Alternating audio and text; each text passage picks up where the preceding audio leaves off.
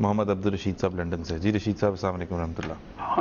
ہاں جی جی السلام علیکم. وعلیکم السلام. ہاں جی آصف صاحب میں محمد عبدالرشید بول رہا ہوں جی. جی اور میرا سوال یہ ہے کہ میرے ایک غیر احمدی دوست نے سوال کیا ہے کہ اپنی مولوی صاحبان سے پوچھیں کہ ایک مومن اور غیر مومن میں، ایک مسلمان اور غیر مسلمان میں کیا فرق ہے، اس کی وضاحت فرما دیں. ٹھیک ہے جی. مولوی صاحبان تو ہمارے یہاں ہوتے نہیں ہیں، ہمارے علماء تشریف رکھتے ہیں. پھر وہ کہتے ہیں کہ حضرت ابراہیم علیہ السلام کے بارے میں قرآن شریف میں آیا ہے اسلمت لرب العالمین، وہاں اسلمت کا لفظ استعمال ہوا ہے، اس کی کیا وجہ ہے؟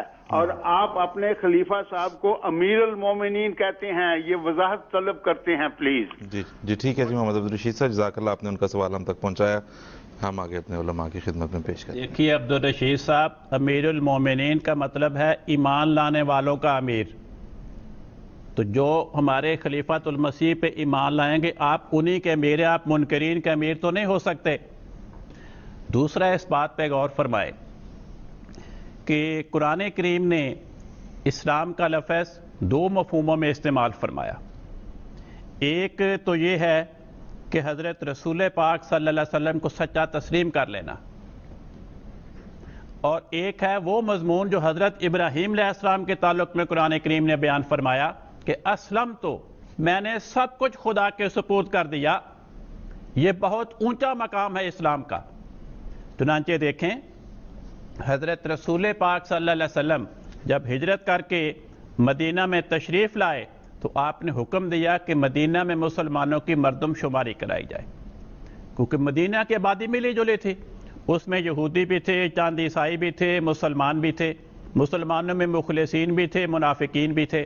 تو آپ نے صرف ایک ہی اصول بیان فرمایا کہ کس کا نام مسلمانوں کی فہرست میں درج کرنا ہے.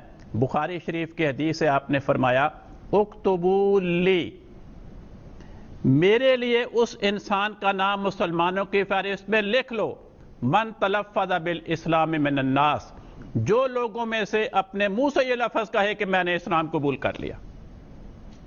تو آپ اپنے دوست سے یہ گزارش کریں کہ ہر احمدی اپنے منہ سے یہ کہتا ہے کہ میں نے اسلام کو قبول کیا.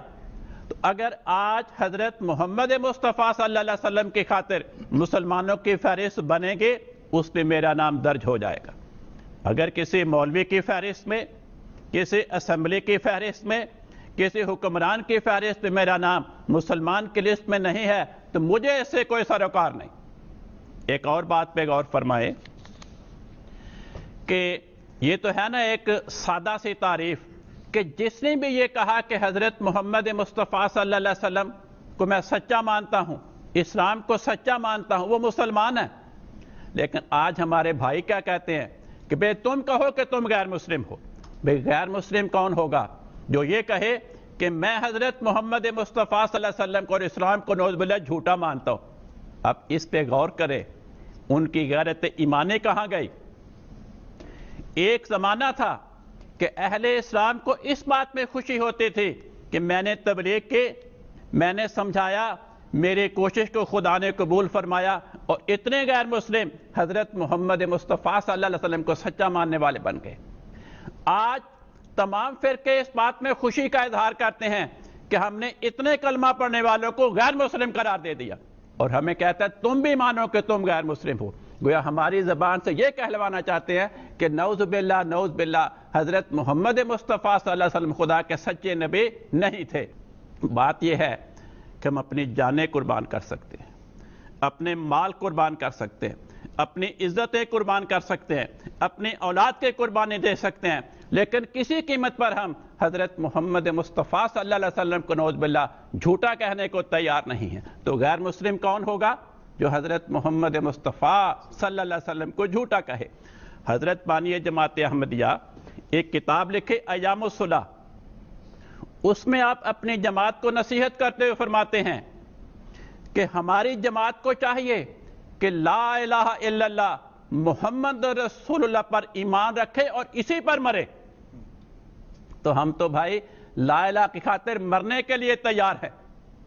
وہ کہتے ہیں کہ صاحب تمہیں ہم کلمہ نہیں پڑھنے دیں گے، تم اوپر سے پڑھتے ہو اندر سے نہیں پڑھتے.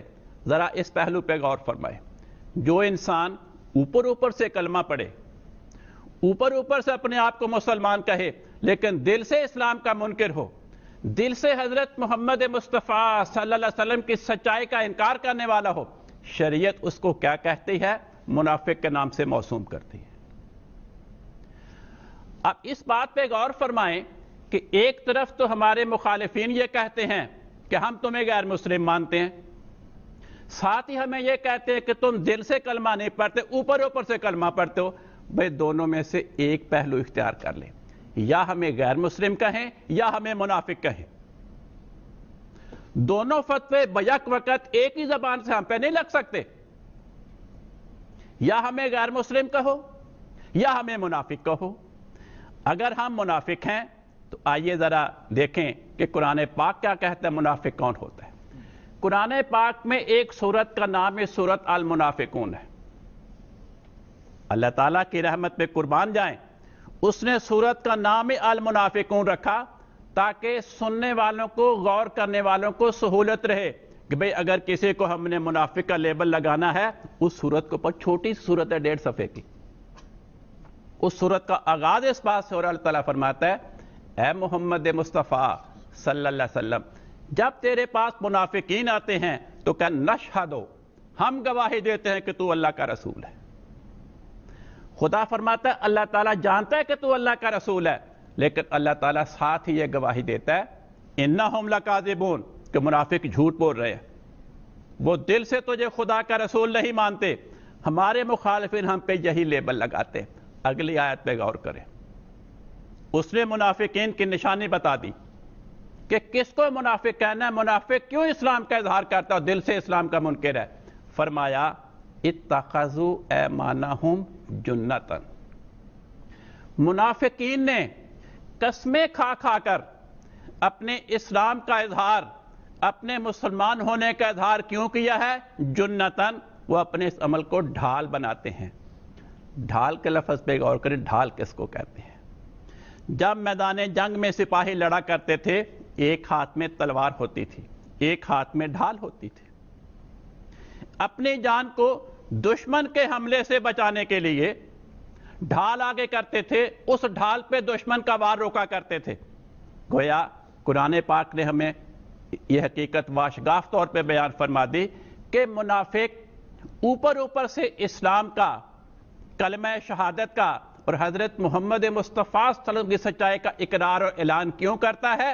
تاکہ اپنے آپ کو جانی نقصان سے بچائے۔ اس پہلو کو سامنے رکھیں اور جماعت احمدیہ کے افراد کے حالات پہ غور کریں۔ آج پاکستان میں کیا ہو رہا ہے؟ آج پاکستان میں ہندو کو خطرہ نہیں ہے، عیسائی کو خطرہ نہیں ہے، یہودی کو خطرہ نہیں ہے، سکھ کو خطرہ نہیں ہے، کسی بدھسٹ کو خطرہ نہیں ہے، خدا کے منکر کو خطرہ نہیں ہے۔ خطرہ کس کو ہے؟ احمدی کو۔ اور کیوں؟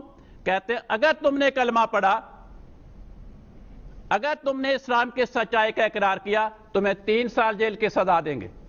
اور 3 سال جیل کی سزا تو بعد میں آئے گی، پہلے جلوس آئے گا۔